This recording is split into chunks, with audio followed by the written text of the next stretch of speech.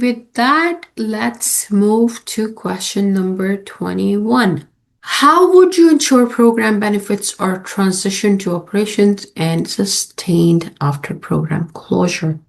So guys, if you're a program manager, you know that this is one of the big differentiator of project and program.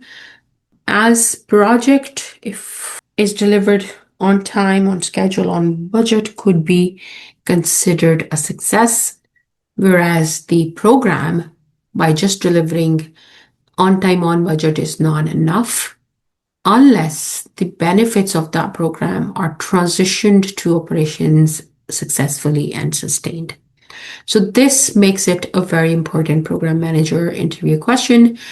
Program success does not end at delivery or go live. The interviewer really wants to know whether a program manager understands the benefits sustainment and whether they can prevent the program from ending before the value is protected for the organization. To answer this question, I would start by saying that benefits transition must be planned from the beginning of the program, not treated as an activity at the end of the program. Early in the program, I would define the intended benefit, success measures, KPIs, benefits, owners, sustainment criteria, and operational acceptance requirement. Then I would involve operations early.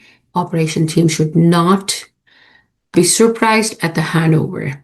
They need to really understand what is being transitioned to operations. They need to help shape the support model, validate process changes, understand operational risks, confirm readiness, and prepare to own the new capability after the program team transition out. As the program moves towards closure, I would prepare a formal transition plan.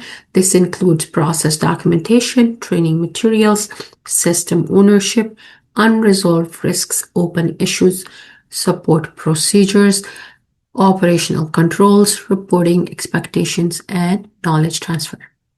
Before closing the program, I would confirm that the benefit owners are ready, the support model is active, users are prepared, and operations can sustain the capability.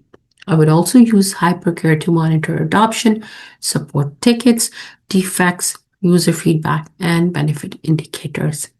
The main message here is that a program should not simply hand over deliverables. It should hand over capability, accountability, ownership, and the mechanism to keep realizing value after closure.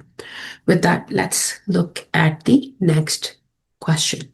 A critical stakeholder resists a proposed training module. How would you understand the resistance, adjust the approach if needed, and gain buy-in without losing program control?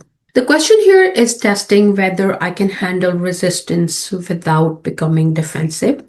The interviewer wants to know if I can turn a blocker into a collaborator while still protecting the program's objectives, readiness, and adoption plan. I would start by treating resistance as information. This is very, very important point to remember as a program manager. We're always managing change.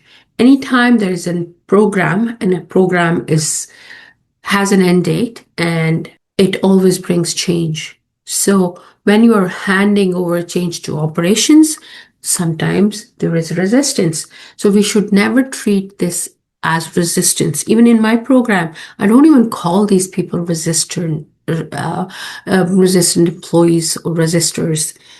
I call them mechanism to gather information about the new product or service or process you are bringing, because these guys who are using these processes or services are the mechanism to gather information related to the benefits we are trying to deliver. So treat this as an information, not as resistance, because it might bring you some information that you can leverage to remove the blockers. Maybe an employee is resisting because the functionality you are delivering. Maybe we did not provide training about it, and maybe this one person is bringing that point to you, whereas you can create your training materials and save all the adoption issues after the program go lives, which can make your program a failure. So when a stakeholder resists training, it usually means there is a concern behind the objection. It may be about timing, workload, relevance, audience fit, operational disruption, or the quality of the training content. So my first step would be to listen. I would have one-on-one conversation with stakeholders to understand why they are really concerned or resistant. Then I would diagnose the root cause they and understand, are they resisting because the training is not relevant to their team? Is the timing poor? Are users overloaded? Does the content reflect the real workflow? Or are they worried that the operations will be disrupted? Next, I would validate the concerns with the right people. That may include business SMEs, change leads, operational team, trainers, or representative users. This helps me determine whether the concern is isolated or whether it could affect broader adoption. If the feedback is valid, I would adjust the training approach in a controlled way. For example, I might make the training more role-based and real scenarios, simplify the content, provide job aids, change the delivery timings, or pilot the module with smaller group. If the feedback is not fully valid, I would still explain the rationale for the training.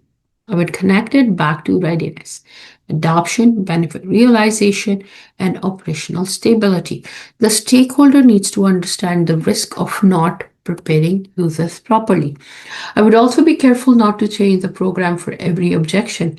Program control still matters, but feedback that improves readiness and adoption should be incorporated. Finally, I would close the loop with the stakeholder. I would explain what was changed, what was not changed, and why. This builds trust and shows that their input was heard and assessed. The key message is that resistance is often an early warning sign. A strong program manager listens, diagnoses, adjusts where appropriate, and turns resistance into buy-in without losing governance or program control. So with that, let's move to question number 23. This interview question is, describe a time you led collaboration across a diverse program team with different functions, expertise, priorities, or operating style. How did you align the team and deliver a challenging outcome? So the question is testing whether I can lead a team of teams. In a program environment, collaboration is not just about being friendly or holding meetings. It is about aligning different groups around shared outcomes while maintaining accountability and momentum. I would start by describing the diversity of the team. Diversity may include different functions, expertise, vendors, business units, clusters, locations, prioritize, or ways of working. Then I would explain how I created alignment. The most important step is to establish a shared outcome that everyone can connect their work to. Each team may have its own priorities, but the program manager has to keep everyone focused on the overall program benefits and business results. Next, I would describe the structure I put in place. That could include work streams, RACI, governance forums, RAID tracking, dependency reviews, reporting cadence, and clear decision rights. Collaboration works better when roles and expectations are clear. I would also mention psychological safety and inclusive leadership. Teams need to feel safe raising risks, concerns, and different opinions early. Different perspectives should be used to make better decisions, not treated as conflict. Guys, when priorities conflict, you should translate the issue into trade-offs around benefits, cost, schedule, risk, resources, and operations. This helps the team to move from opinion to decisions.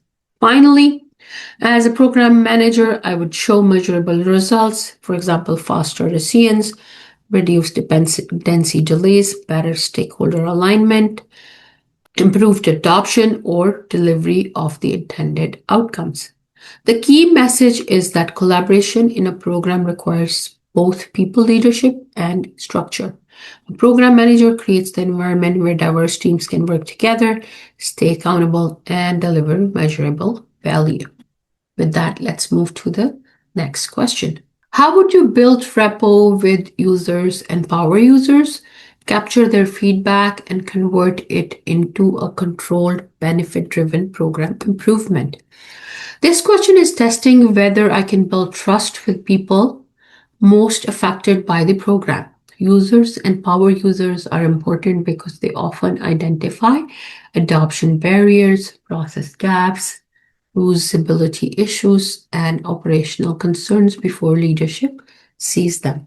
I would start by identifying user groups and power user early in the program lifecycle.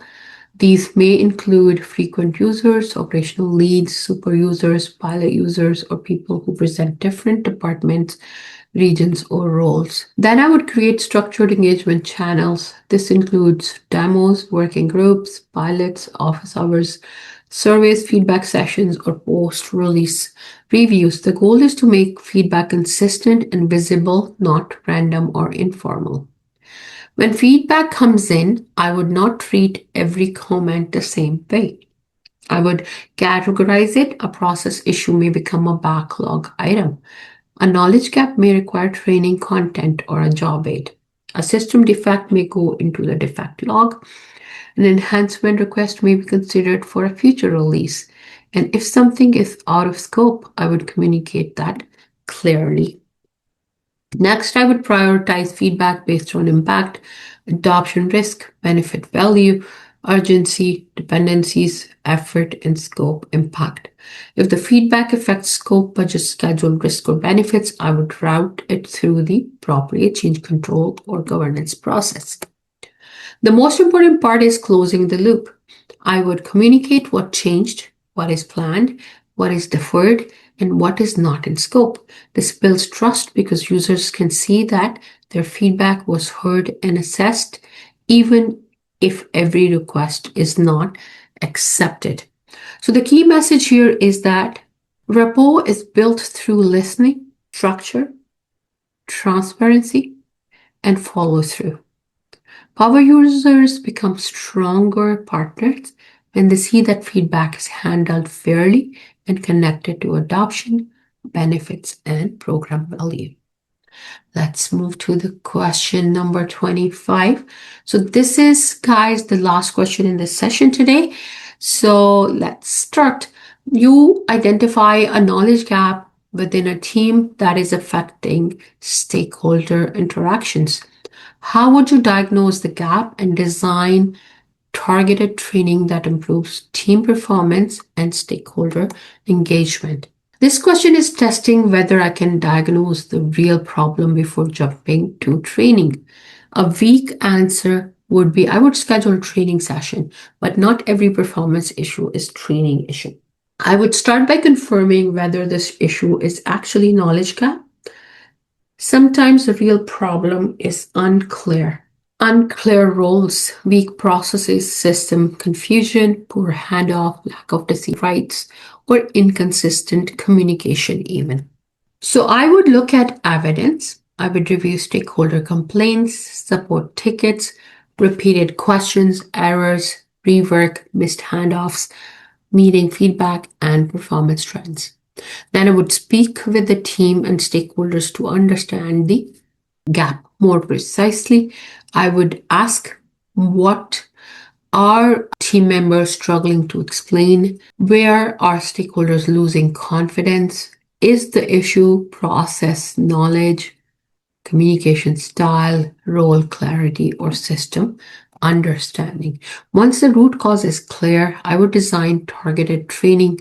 This may include role-based training, scenario-based practice, stakeholder communication guidance, process walkthroughs, job aids, FAQs, coaching, or quick reference materials.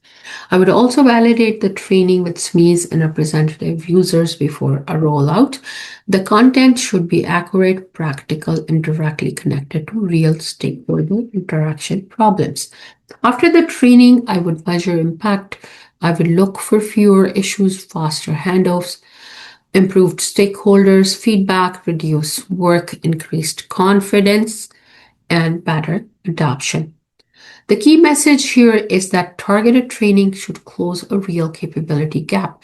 It should be generic. It should not be generic content. The program manager needs to diagnose the cause, design the right intervention, and measure whether the stakeholder interaction actually improves. So with that, thank you so much for joining our today's session, and I'll see you in the next session where we will review question number 26 to 30, which will be our last session in this 30 series program manager questions and answers. Thank you and have a great day. For more content like this, subscribe to the channel and don't forget to press the bell icon.